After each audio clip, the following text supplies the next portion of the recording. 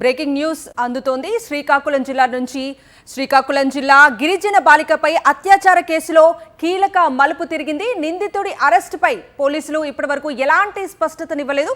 దీంతో పోలీసుల తీరుపై బాధితురాలి కుటుంబ సభ్యులు అనుమానాలు వ్యక్తం చేస్తున్నారు.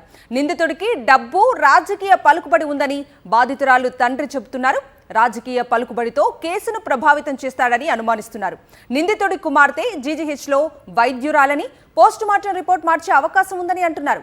తనకు న్యాయం జరగకపోతే ఆత్మహత్య చేసుకుంటానని బాధితురాలి తండ్రి వాపోయాడు.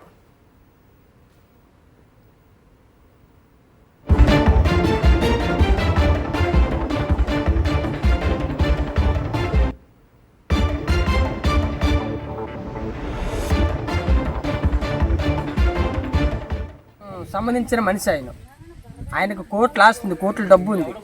అతను రాజకీయం సంబంధించిన మనిషి మరి ఆ పిల్ల కానీ నా కూతురు కానీ న్యాయం కానీ జరగకపోతే నేను నా భార్య ఎక్కడ నా కూతురు పోస్ట్ మార్టం జరిగిందో బలగ హాస్పిటల్ దగ్గర అక్కడ మేమిద్దరం విషం తాగి అక్కడే మేము మరణిస్తాం, అక్కడ చచ్చిపోతాం మా ఇద్దరము. నా కూతురు కానీ న్యాయం జరగకపోతే నా కూతురు ఏ వ్యక్తి చంపేశాడో ఆ వ్యక్తి తాలూకు ఒక కూతురు అక్కడ డాక్టర్ చదువుతుంది. ఆ డాక్టర్ అమ్మాయితోని నా కూతురికి ఏదో కమిషన్లు పెట్టేసి ఏమి జరగలేని చెప్పడానికి కూడా అక్కడ ఆమె చెప్పేస్తుంది. ఎందుకంటే ఆమె కూతురు కాబట్టి, వెంకటరామన్ వ్యక్తి అనే కూతురు కాబట్టి, ఆయన కూతురు కాబట్టి ఆ తండ్రికి కాపాడడానికి ఎంతో ట్రై చేస్తుంది. కానీ అలా జరగకూడదు. నా కూతురికి న్యాయం జరగాల. ఆడు ఎలా చంపాడో అతను చాలా డబ్బు గలడు, రాజకీయం ఉన్న మనిషి. అతను చాలా పలుకుబడి ఉంది. ఇంటికి మా ఎదురు తీసుకొచ్చి ఉరి అని తీయాలి, లేకపోతే ఎన్కౌంటర్ అని చేయాలి.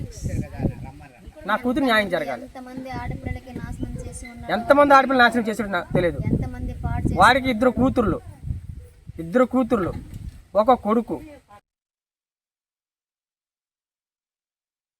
హాస్పిటల్ రిపోర్ట్లో ఆ మేడంలు అందరు చెప్పారు, దారుణంగా చనిపోయింది మీ అమ్మాయి, చంపారు.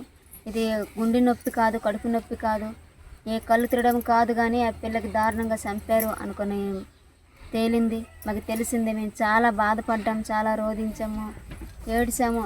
అయితే అక్కడికి వెళ్ళి ఈ హాస్పిటల్ నుంచి ఇది బలగా హాస్పిటల్ నుంచి అవతల రిమ్స్ హాస్పిటల్కి తరలించారు పిల్లకి. అవును, ఈ హాస్పిటల్ నుంచి అమ్మాయి అక్కడ డాక్టర్గా పనిచేస్తుందండి.